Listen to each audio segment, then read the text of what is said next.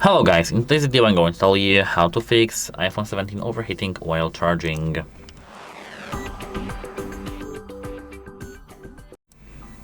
So at first what I do recommend doing is to avoid, of course, charging while gaming or to use it while charging.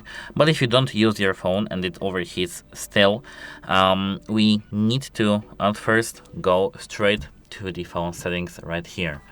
Now scroll down to the battery right here and scroll down to the charging. Disable clean energy charging. Turn off. Now once it's disabled, you need to exit the settings, and here if you now do have any case on your phone, take it off. This should help you. If it didn't help you, you have to contact device support or just restart your phone. If it doesn't help you, you have to just factory reset your device.